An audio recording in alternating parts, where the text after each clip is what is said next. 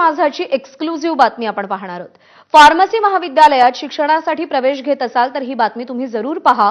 राज्य शासनाच्या उच्च आणि तंत्रशिक्षण विभागानं पायाभूत सुविधांचा अभाव असलेल्या फार्मसी म्हणजेच औषध निर्माणशास्त्र अभ्यासक्रमाच्या महाविद्यालयांची कठोर तपासणी केली आणि या तपासणीचा एक अहवाल एक्सक्लुझिव्हली माझाच्या हाती लागलाय। मागच्या 3 वर्षांमध्ये मान्यता मिळालेल्या अनेक फार्मसी कॉलेजमध्ये पायाभूत सुविधा या केवळ कागदावरच आहेत। छत्रपती संभाजीनगर शहरापासून जवळच असलेल्या निपाणी आडगावमधील फार्मसी कॉलेजमध्ये एबीपी माझाची टीम पोहोचली। त्यावेळी काय अनुभव आला, काय दिसलं, जाणून घेतलंय आमचे प्रतिनिधी कृष्णा केंडे यांनी।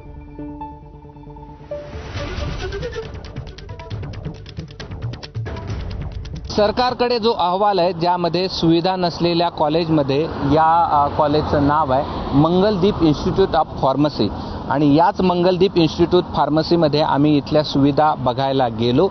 त्यावेळेस आम्हाला कुठल्याही सुविधा त्यांनी दाखवल्या नाहीत। साधारणपणे तासभर आम्ही त्यांना विनंती केली, मात्र तरी देखील त्यांनी आज न दाखवता उद्या दाखवतो अशा प्रकारचं आम्हाला सांगितलं।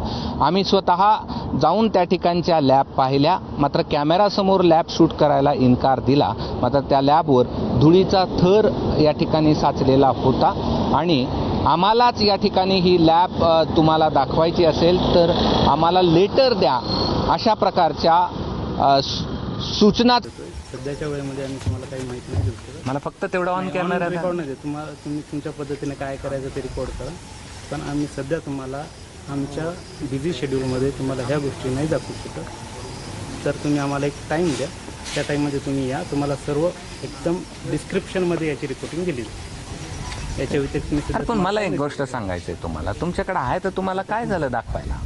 वेळ नाही आमच्याकडे, आमचं बिझी शेड्यूल आहे, आमच्याकडे ॲडमिशन प्रोसेस चालू आहे, आमच्याकडे एक्झामिनेशन चालू आहे। तुम्हाला हे सर्व दाखवण्यासाठी आम्ही कुठली एक्झाम चालू आहे? आमची इंटरनल एक्झाम चालू असतात, तर सर्व गोष्टी मी तुम्हाला डिस्क्लोज नाही करू शकत। दरम्यान महाविद्यालयातील शिक्षकांनी बोलायला नकार दिला असला तरी विद्यार्थी मात्र आपल्या अडचणी सांगण्यासाठी पुढे आले। याच मंगलदीप महाविद्यालयामध्ये शिक्षण घेणाऱ्या विद्यार्थ्यांशी आम्ही संवाद साधला असता त्यांनी या महाविद्यालयाचं भीषण वास्तव समोर आणलंय।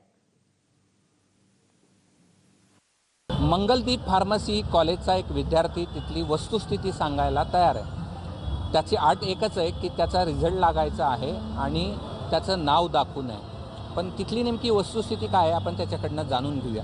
काय वस्तुस्थिती आहे तिथली? सर ते कॉलेज दाखवतं एक आणि सांगतं एक। सर ज्यावेळेस मी ॲडमिशन घेतलं होतं त्यावेळेसही मला त्यांनी सांगण्यात भरपूर काही गोष्टी सांगितल्या होत्या की आम्ही विद्यार्थ्यांना असे फॅसिलिटी देतो, असं तर तसं, तर फी स्ट्रक्चरही कमी आहे इतर कॉलेजपेक्षा वगैरे, म्हणजे भरपूर साऱ्या गोष्टी त्यांनी आम्हाला सांगितल्या होत्या सर। पण तसं काहीच घडलं नाही। त्यांनी सुरुवातीला जी फीस सांगितली होती सर मला, मी त्या फीसनुसार ॲडमिशन घेतलं सर। पहिल्याच्या 1 वर्ष त्यांनी जी शासन माझी फीस आहे ती घेतली होती, पण त्यानंतर त्यांनी मात्र फीस ती दरवर्षी वाढत गेली। आणि ज्यावेळेस आम्ही त्यांना विचारलं की सर तुम्ही फीस वगैरे कसे वाढताय, तर ते म्हटले की फीस आता वरतूनच कमी वगैरे येते, पण जर आपण चेक केली सर फीस पूर्ण फीस ऑथॉरिटीला वगैरे तर 74,847 रुपये ही माझी ट्युशन फी आहे। आणि त्याचबरोबर जे काही 8,300 रुपये ही माझी ऑदर फीस असते सर, ट्युशन फीस। पण ते ऑदर फीस 8,000 किती पैसे चार्ज घेतात सर? ते 8,300च्या ऐवजी 10,000 रुपये ती फीस घेतात आणि जी 74,000 फीस म्हणजे टोटल ते 55,000 रुपये आम्हाला सांगतात सर वार्षिक फीस 55,000। आणि त्यांना घेण्याचा अधिकार किती? घेण्याचा अधिकार सर त्यांना फक्त 83,000 आहे। बरं, प्रॅक्टिकल होतात नाही होतात तिथली काय? प्रॅक्टिकल होत नाहीत सर, कारण केमिकल्स नाही आहेत। आमचे जे टीचर्स आहे ते टीचर सांगू थकले सर त्यांना की विद्यार्थ्यांना जर केमिकल नसतं आम्ही प्रॅक्टिकल कसे घेणार, पण ते ऐकत नाही सर। तिथं म्हणजे आमचे प्रॅक्टिकल झाले नाही सर, सेमिस्टरचे पेपर झाले त्यालाही आम्ही प्रॅक्टिकल काही परफॉर्म वगैरे करू शकलो नाही।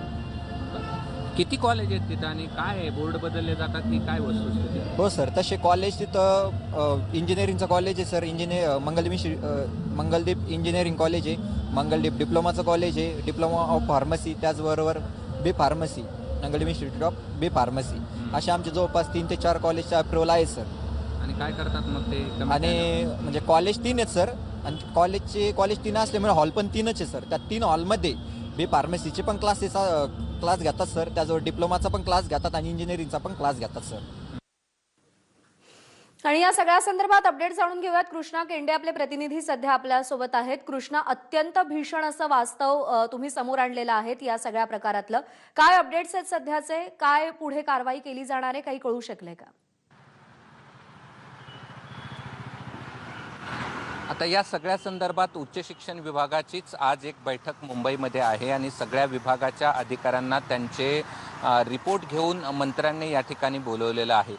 मराठवाड्यातले जे 39 कॉलेज तपासले गेले त्याचे काही रिपोर्ट या ठिकाणी जे सबमिट केलेत ते माझ्या हातात आहेत आणि ज्यामध्ये खरं तर एक कॉलेज चालवण्यासाठी 10 लॅब असणं आवश्यक असतं, मात्र तिथे 2 आढळल्यात. क्लासरूम 4 असणं आवश्यक आहे, तिथं 2 आढळलेल्या आहेत आणि इतर भौतिक सुविधा अनेक ठिकाणी नाही आहेत. आणि काही कॉलेजमध्ये तर असं आढळलं आणि तसा रिपोर्टमध्ये लिहिलं गेलं आहे की तिथं खरं तर इंग्रजी शाळा चालते, त्याचंच जे फर्निचर आहे ते फार्मसीचं दाखवलं गेलं आहे असं स्पष्ट या ठिकाणी रिपोर्टमध्ये लिहिलं आहे.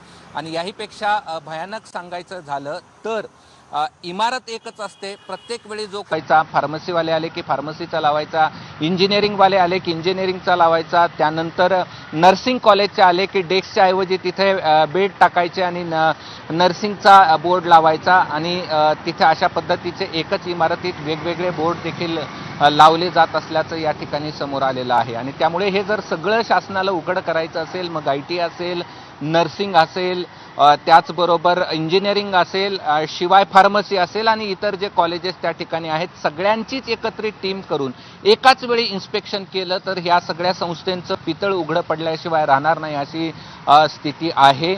आणि काही ठिकाणी तर आम्हाला अडवण्यात आलं, आम्हाला आतमध्ये सोडण्यात आलं, म्हणून वॉचमनची या ठिकाणी नोकरी घालवण्यात आली. दुसऱ्या दिवशी आम्ही त्या संस्था चालकाची म्हणजे मंगलदीपची पुन्हा बाजू जाणून घेण्याचा आम्ही सातत्यानं प्रयत्न केला, मात्र कॅमेरासमोर बोलण्यास त्यांनी नकार दिलेला आहे. आणि त्यामुळे फार्मसी कॉलेजमध्ये ज्या त्यांना 4 वर्षापासून परवानगी मिळालेली आहेत त्यांची काय स्थिती आहे हे आम्ही नाही तर शासनानेच समोर आणलेलं आहे आणि शासनाच्याच रिपोर्टमध्ये या ठिकाणी आहे. हे शासनाचे रिपोर्ट ABP माझाच्या हाती आज ते जो काही अहवाल आहे तो अत्यंत धक्कादायक आणि अशा पद्धतीने जर एखादी संस्था चालवली जात असेल तर त्या संस्थेत शिकणाऱ्या मुलांचं भवितव्य काय, त्यांनी शिकायचं काय, हा प्रश्नही तेवढाच मोठा आहे.